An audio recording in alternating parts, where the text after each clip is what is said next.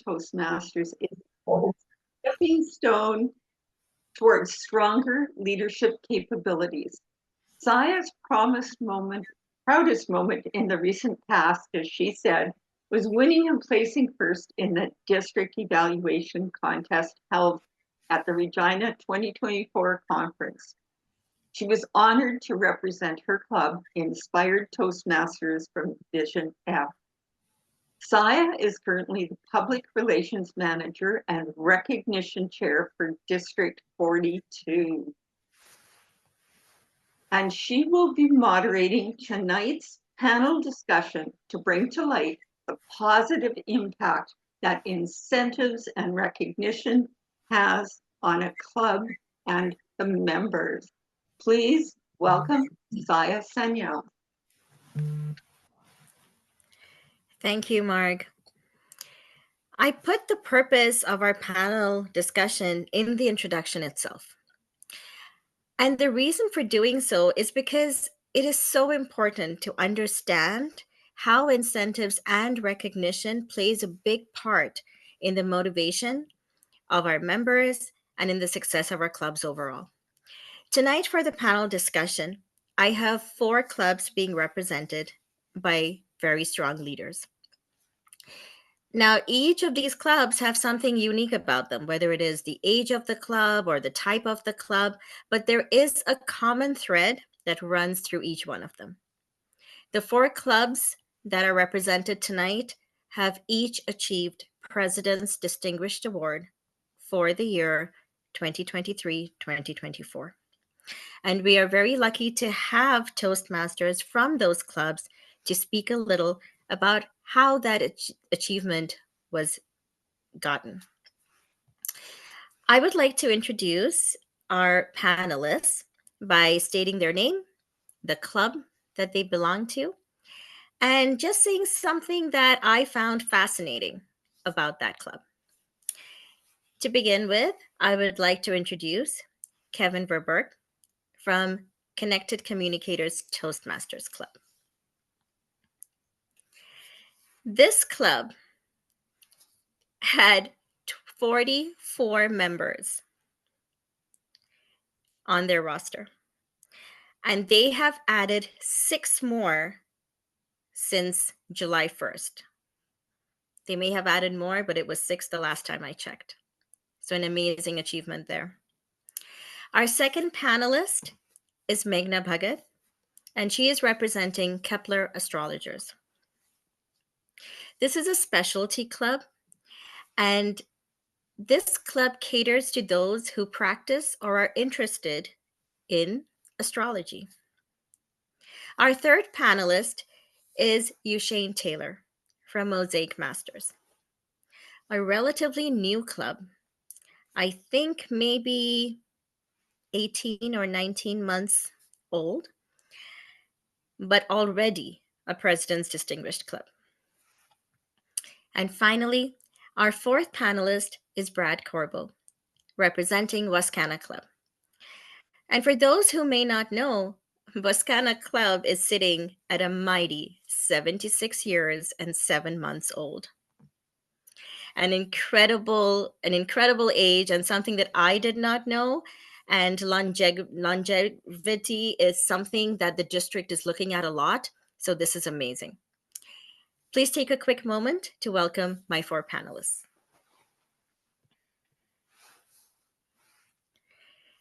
For the panel discussion this evening, each panelist will be asked 3 questions. We'll do 3 rounds of questions. And the focus will be on incentives and recognition and how they are used at the clubs for different purposes. Panelists, when I ask you your question, you will have up to 2 minutes to speak. And at the end of the 2 minutes, I'm not going to flash lights at you, but at the end of the 2 minutes, I will politely interject, and then we will move on to the next question. My first question is for Kevin. Kevin, your club has such an incredible amount of members. How do you feel that incentives or recognition or both play a part in keeping these high numbers? Thank you very much. One thing that we do that is really strong in keeping our members with regards to incentives and recognition is we create our celebration segment, which I just put in the chat as a direct link. It's a monthly segment that we have, and we recognize the referrals, the people that come in. We identify certain members in our club who are very strong at making those referrals and those networks. We kind of ask them to kind of play that specific role. We don't ask them much else in our club to decides to kind of be those voices, those recruiters, those champions of our club.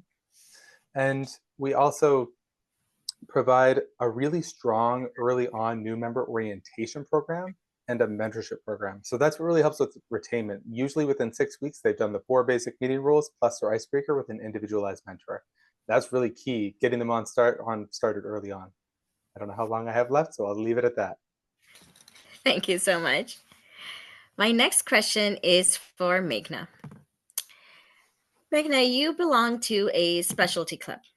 And sometimes with specialty clubs, it might be a challenge to connect Toastmasters to a particular specialty. So how does your club keep your members motivated through maybe incentives and recognition or any other tool you have to have that buy-in that Toastmasters does play a part in their growth within their specialty?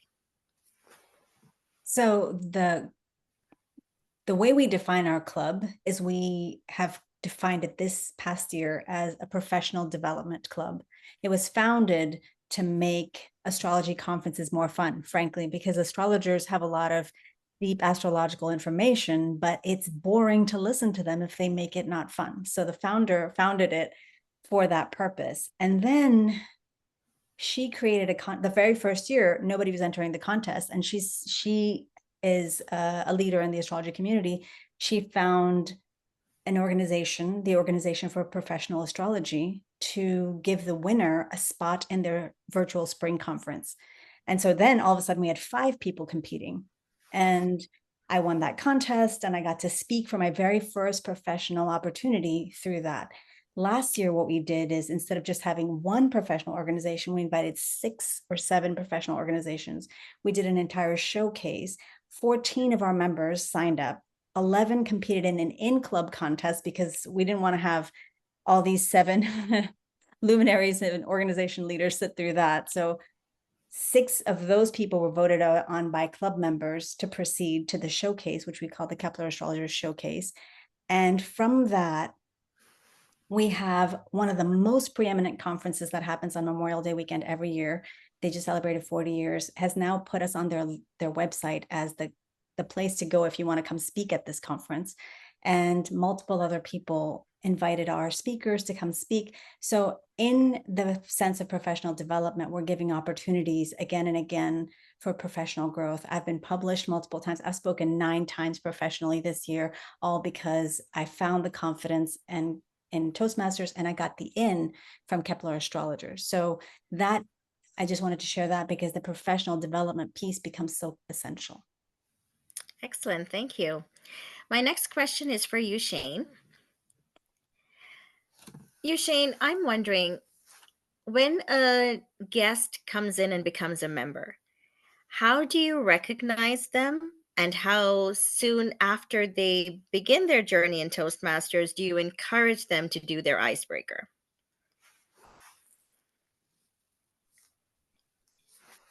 When somebody joins our club as a guest, we are cognizant that everybody progress at different rates. So you don't want to force someone. So we have the VP of membership, for instance, or I do it myself. I have discussions with them, encourage them, ask them, what do you want from the club? Where do you see yourself going? How do you want us to support you in achieving the goals that you set for yourself? And then based on that, we tailor a program to that individual to help them assist those goals. Our mentorship program was one that I felt was a wonderful tool in helping our members, especially given that we were a new club. Like you mentioned, I did the calculation after you said it. We have been around now for approximately 18 months. So we were a new club. So we wanted to ensure that our members progress in accordance with what they want to achieve and in the timeline that they wanted to achieve it.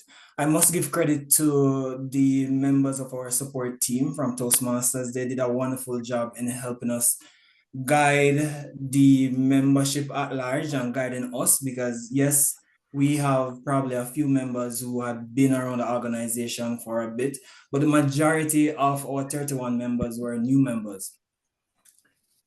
The when so basically when somebody joins as a guest, we ask them what do they want to achieve from the club, set a timeline with them. Oftentimes this is during our mentorship program, and then work with them along that timeline. Of course, we'd like to have them do their icebreaker as soon as possible. We want them to engage with the club as soon as possible, but we also want them to do so at their pace. So that's typically how we do it. Excellent. Thank you. My next question is for Brad, and this will be the last question of this round. Brad, how big of a tool is using incentives at Wascana to engage members? Guess for as far as incentives, I'm just trying to think what incentives and recognition or. Sure. Yes. Just like how big is this on playing an impact on the engagement of your members? I guess as far as recognition, we were looking at as part of we have a monthly club business meeting. So anybody that's any achievements are recognized at that particular meeting on our, it's a priority whenever somebody completes a level, we promote that and recognize that on Facebook and Instagram. And we're moving into, I forget what else we're moving into in our PR person this year. So there'll be lots of recognition, through that. As far as recognition, we do have a pathways progress chart. So it's a Excel spreadsheet and it is available. There's a link to it in our agenda so that individuals can have a look at that and see where they're at and how they're progressing compared to others. This recently we started to flash it up on our PowerPoint screen during our break. We have a 5-minute break, so it's been up there. So trying to get it a little bit more visual as well. Excellent. Thank you. So now that we've established the 4 clubs and how they engage their members and the fact that their members are benefiting from the clubs, we can now move into how important it is for this recognition to be brought to light, not just at the club, but maybe beyond. And that is what my next set of questions will focus on. I'm going to go back to Kevin. Is there something that Connected Communicators does to showcase these achievements of your members to people outside of the club?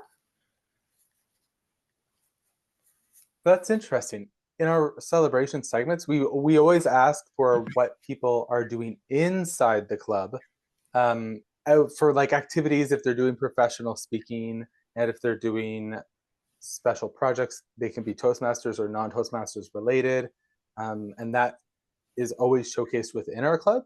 Outside of our club, I don't know if there's anything like specific, like we shout from the rooftops outside, but we always invite people if they have future upcoming public speaking events. We celebrate that in our segment, and we always invite the other members to attend whenever we can, especially if it's a low or no cost event, because we're a worldwide club. We have members from 7 countries, and so that allows us to be able to be fluid and flexible when we have members. So we have a member from Scotland, and I shouted out he has a live broadcast on his channel. He's an international speech champion, Cal Murtrig, and it was at 5 a.m. Alberta time, but we still had some members go. And so it's about not necessarily celebrating and recognizing with whatever testimonials are. It's about actually being there and going to the keynotes and going to those speaking events. And also, heck, we're also evaluating so they can count those pathway speeches as well. And so we really do focus on external in, but also we do a lot of supporting by being a part of it, especially in and around Alberta in person when we can. So to answer your question, we do a lot of support of celebrating when people do things outside of the club, and we always have. I always say at the end of our recognition segment, we want to brag. Don't be shy. Email me. I'll pretend you didn't. We want to celebrate your external achievements, and people on YouTube channels will always share the link. Put them on our club website. Do those things too. Okay, beautiful. Thank you. Meghna, my next question is for you. What is something that you think Kepler Astrologers does that may be unique to your club to help members stay motivated through recognizing them? Is there anything that you do that you feel is quite unique to Kepler Astrologers? I don't know if it's unique to us, but like Kevin said, this year our board has some really great data cruncher type people.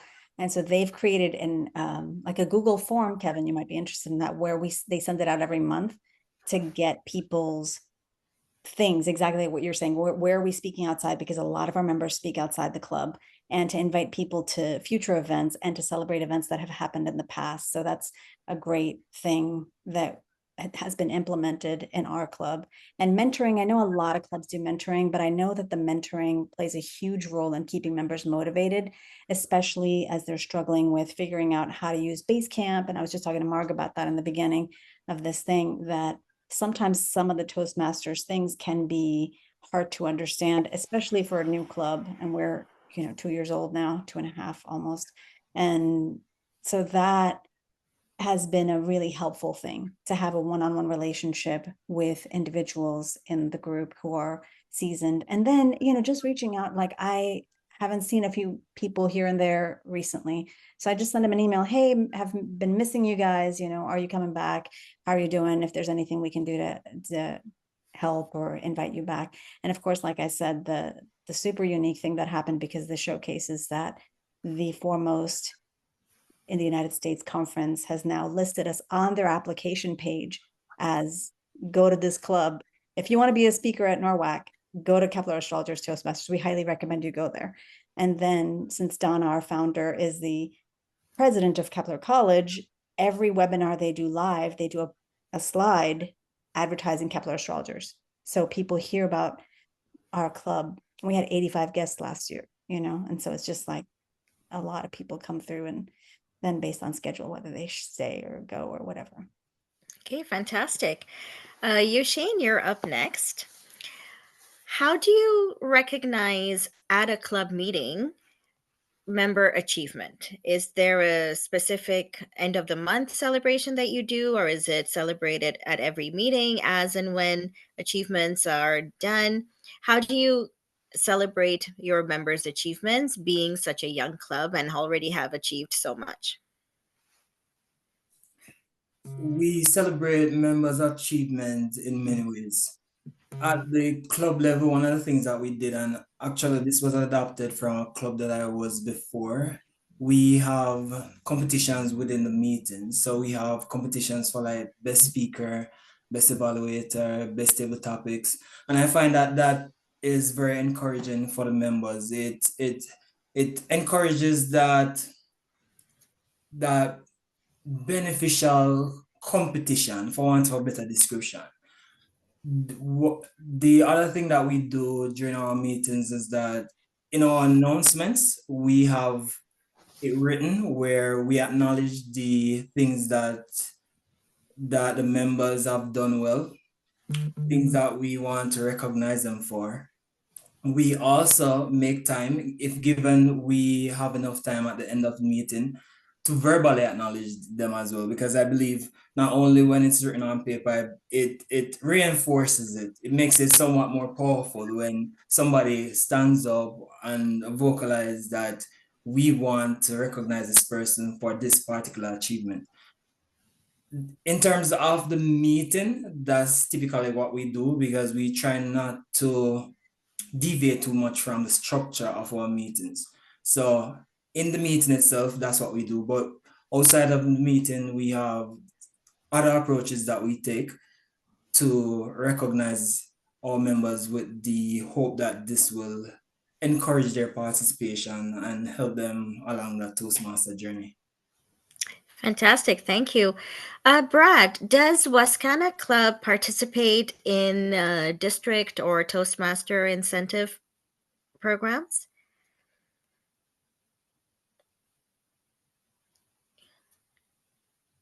Oh, you're on mute, Brad.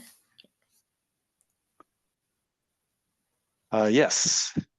Any district incentive that's available, we try our best to be able to meet whatever deadlines and whatever the expectations are. This fall, we have the Moments of Truth completed, the Club Success Plan is completed. Just have to do a review of our membership details, make sure everything's up to date for everybody, and then that will give us that particular award. I can never remember the names of the exact ones. January 31st, there's another incentive to have be a distinguished club by January 31st. So that's another one that we strive for, to have at least the 5 goals out of the 10 completed, and usually we'll be at 20 plus members as well by that time. And what other incentives? Let's see, of the year, I guess, is a bit of an incentive. So we make sure we have the awards put forward for that as well. And if there's anything else, I guess just this last year, there was a recognition for members getting their level 1 finished in 6 months. So we have 2 of our members that were able to complete that. I just found that out. So that's what I can remember offhand.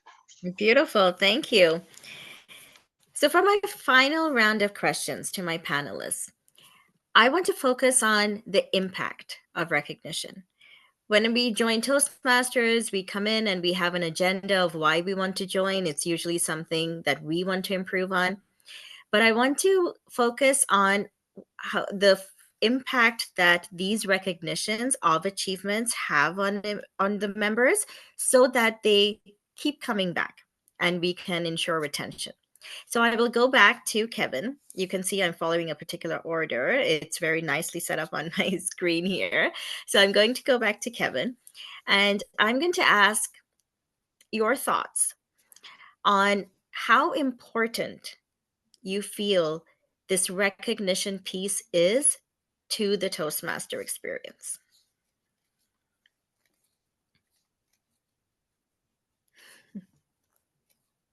Recognition there's really 2 parts. Provide a quality product so that and a service through mentorship, through orientation, we have a special poll feedback. I gave an example in the chat of how we do it.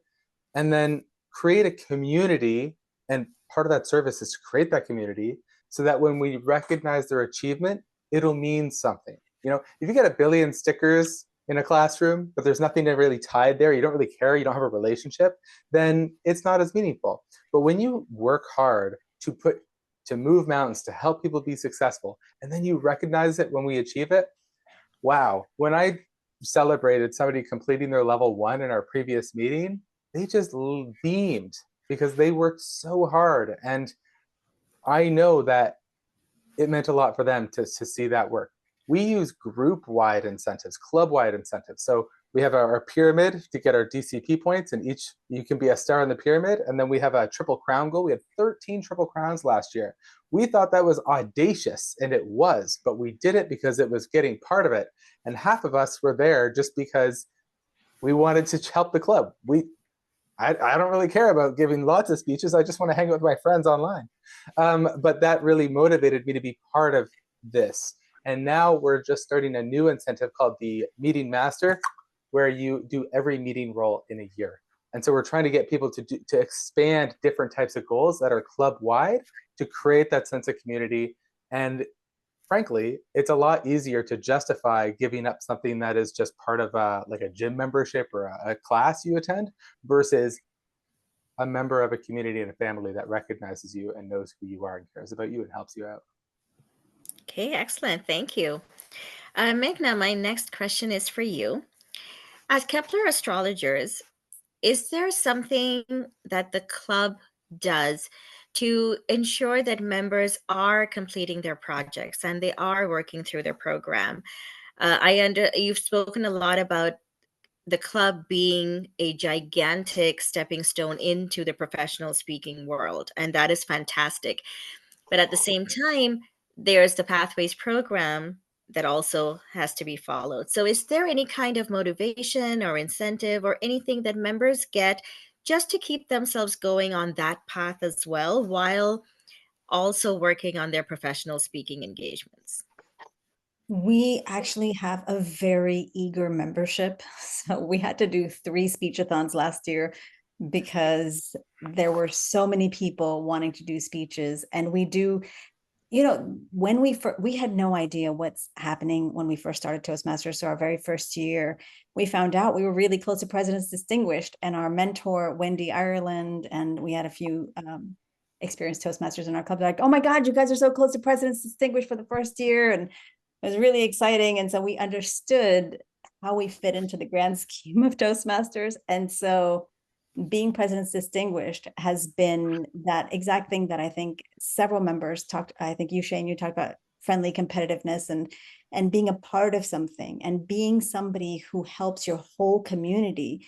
Exactly what you were saying, Kevin, earlier, is like that got everybody juiced to be President's Distinguished. Then we got President's Distinguished last year in January. And it was like, oh my God, we're already President's Distinguished. It's just January 7th. And it was really exciting. And I know Connected Communicators has been like a big, I've had a lot of mentorship from Ron and I've been to a couple of their meetings. I mean, they are machine level efficiency. And I'm like, that is the wish, to get to Connected Communicators level.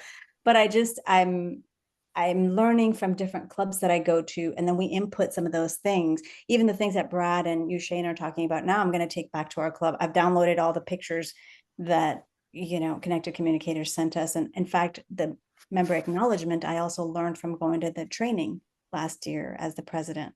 And so I'm learning a lot from these things. Our members are really motivated to continue to be a really great club in the district. And when they look at the Leo board, which we show once in a blue moon, and we're like, look at us, we're number 2 only to Connected Communicators right now. And they get really excited about that, and the competitive juice is flowing. And so, yeah, lots of projects are being completed. We finished, I guess we're already select distinguished, and again, second to Connected Communicators. Fantastic. Thank you so much. You, Shane, I have a bit of a reflective question for you. What are your thoughts on the connection between the recognition of members and retention of members? I think it goes a far way. And like you said, it's a reflective question. So I can think about myself. I know that for me, I feel most motivated when my efforts are acknowledged. And with that in mind, that's one of the things that I worked with the executive as a group to come up with ways and ideas that we can acknowledge our members, to use it as an incentive for them to remain in the club. And I think not only do I see how it has benefited me and how it has encouraged me, but I also see it through other members of the club, in particular the ones who I mentor. I can tell you that when you sit with a person during a mentoring session and you give them positive feedback, you tell them about the things that you appreciate about how they have been engaged and involved in the Toastmasters experience, you can see that it gives them that sense of pride. And that sense of pride goes a far way in getting members engaged and wanting to invest in the club. And this ultimately, when you have several members who feel this way, you pretty much have a healthy club, and you see it in the participation. You see consistency in participation. And that's one of the things that we have experienced through our incentive program. We have seen consistency in the engagement from our membership. Fantastic. Thank you. Brad, I had mentioned that Wascana is 76 years old, 76 and a half, as my students say, that half is really important. So in these 76 years, Wascana Club has shown as testament to the Toastmasters program working and for membership to continue within this club. Would you be able to name maybe a few practices that Wascana Club does to ensure the club's success, membership success, and to make how this quality is maintained? I guess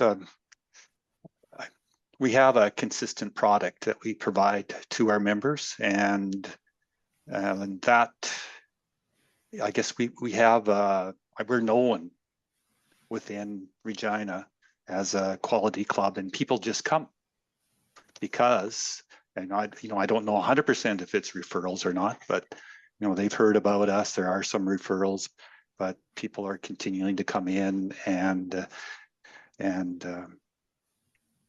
become members of the club. And I guess some of the when we have a set program when somebody comes as a guest, so our VPP membership, and somebody else will make sure they're feeling welcome. They get the information. They're asked to join right away.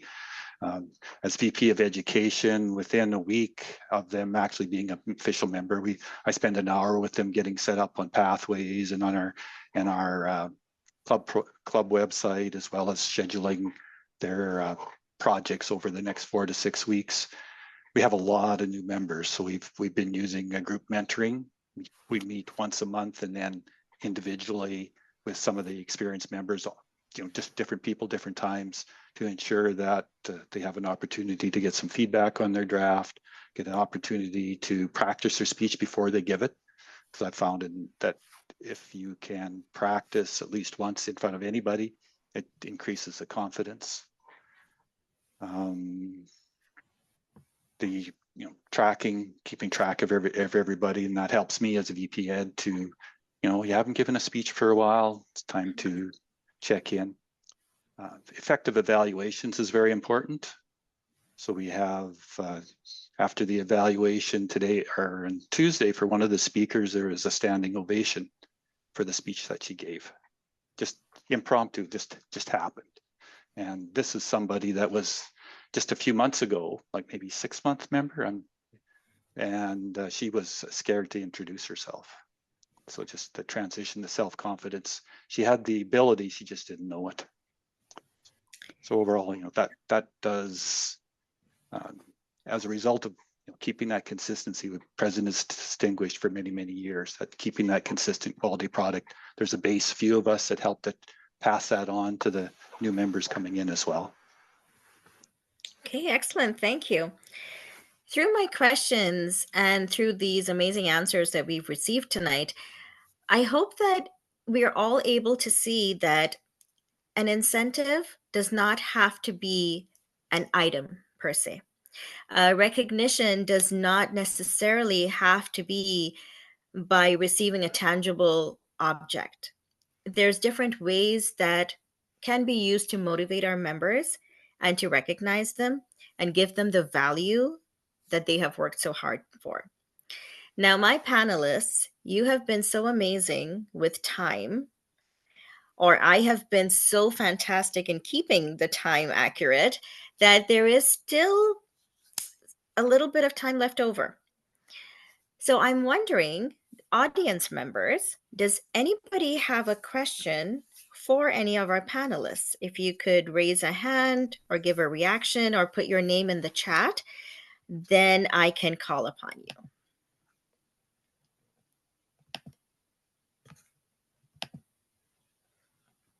Patrick, I see your hand is up. Please unmute yourself, and you can either choose a specific panelist, or if you would like to ask a general question, maybe they can answer too. Right. I heard Kevin mentioned that in their program, when a new member joins and they assign a mentor, they encourage the person to they have the new member give icebreaker in 4 weeks. How do you get around that? Because I was assigned a mentee or a protege, and I went about 3 months and they've not given an icebreaker. I tried to get them, but how do you get them to give an icebreaker? Can I answer this, Saya? Absolutely, please. Yes. All right. So we do things a bit differently because we have so many people in our club, but any size club can do something like this. It'll just look a bit different. We get so many new members and we actually math it out. We have about a 20% turnover, and most of those is because of things outside of our control, lifestyle change, job change, so whatever. We focus that, so we have 2 dedicated orientation Toastmasters. Their only job as mentors is to help brand new members get on to understanding the website, the international pathways, pick it, learn the 4 basic meeting rules, 5, we have a joke master as well. And then I work with them and their mentor, I'm the main orientation Toastmaster, to say, so what's your life going like? When do you think you can do this icebreaker? There's a spot right here in 6 weeks. Your mentor will help you. They're most excited early on. So getting them when they're really excited to commit, and then getting that mentor to follow up right when they're excited. It's like kind of joining a cult. You got to get them early. And then that's the key. Get them early, make sure they're supported. I help them with those roles. The mentor helps them with the icebreaker, and they commit, and then they go ahead usually. Mm-hmm. Okay, fantastic. Thank you. So the green light did turn on, but we are doing really well. So I'm going to take one more question, and I see Brian's hand up. Well, thanks everyone for your great comments. What I'm really interested though is what is your most effective engagement strategy? And if 2 or 3 of the panel members could respond, that would be great.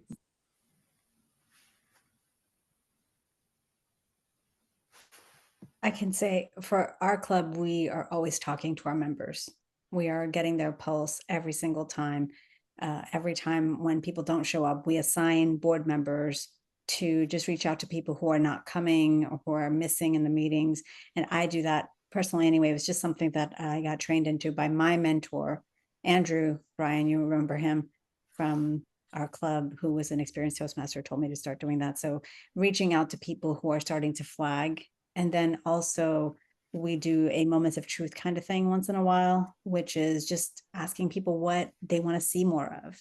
And once we get to the level of efficiency where you can have a 1-hour meeting as tight as Connected Communicators does, then being able to get more table topics in, making the table topics shorter. So the things that engage the members, what's most exciting for members to come back for, is it listening to speeches, giving speeches, doing table topics, and our club is table topics. So more of that. Yeah. Okay, you, Shane, would you like to answer this too? Sure. I think in Toastmasters, we sometimes can get monotonous, deal with just the same structure. I find that people enjoy a fun meeting, a vibrant meeting. A way that we employ to make the meetings more interesting is that we ourselves, we have a different role that we call the energy connector. And really the energy connector is to not instill, but inject some life into our meetings. So it normally comes in the form of a game, possibly a joke, a story, something of the sort.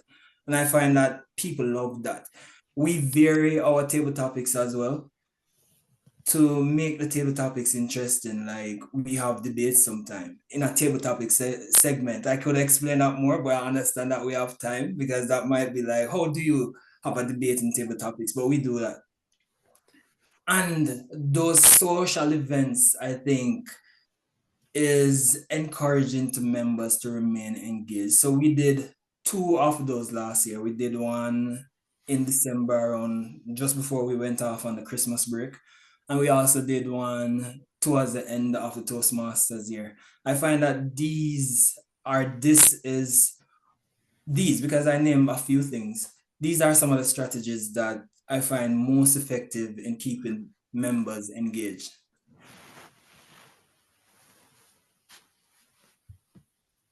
Okay, excellent. Brad, do you have anything to add?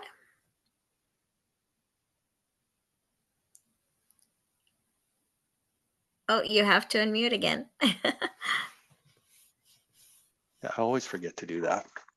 It's like, as far as new member engagement, what Kevin was saying, I think the orientation and having them set up with their, first 6 weeks set in the agenda, and then following through with them as with mentors right through level 1. And then after that, then they can run on their own a bit, but there's still, questions they might ask. As VP Ed, I have little things that if I see something, I might send a little note to them just as a reminder. That's for new members, that's the key. Okay, excellent. I will slowly start to conclude this panel discussion. And I first of all want to thank all of my panelists for agreeing to come to this meeting. You don't know how exciting it is to meet members of President's Distinguished Clubs, because there is obviously something that all of your clubs are doing right to achieve this. I also want to thank BLT Advanced for hosting this meeting. This is my first time here. And if it's okay with you, whenever I have a Thursday evening free, I might just pop in. I'm trying to expand my online presence a bit, even though I'm an in-person preferred person myself. But this was a great meeting. So thank you very much for hosting and for giving me the opportunity. And thirdly, I would like to thank Brian for giving me this opportunity to be a panel moderator. I, on purpose, structured my questions in such a way to give everybody, the audience, including the panelists, an opportunity to see how different clubs use different methods for member engagement, for club success, for club quality. The club is made up of members, and that's the basic fact. If our members are not motivated, engaged, and recognized and given that value for their hard work, there will be no clubs because there will be no members. So thank you everybody for achieving these amazing standards. And Brian, thank you very much for taking on this project and thinking of me to be the panel moderator. President's Distinguished Clubs are incredible achievements. And I think there needs to be more word be put out in the district and recognize these clubs more so that you can have visitors come and see how great you guys are. So once again, thank you so much for participating, for giving your time, effort, and energy. Congratulations to each of these 4 clubs for achieving President's Distinguished status. And thank you once again for having me host this panel. Back to you, Madam Toastmaster. Thank you so much, Saya, Kevin, Brad, Eugene, and Magna, for sharing your time with us and your thoughts. This was a fabulous panel, great ideas. I'm sure everybody was scribbling notes as they came up with some ideas that will help improve their clubs. It was amazing to hear how everybody has a basic idea, but changes it just enough to match with what their club members would like. We would like to take an opportunity at this time to allow you a minute to put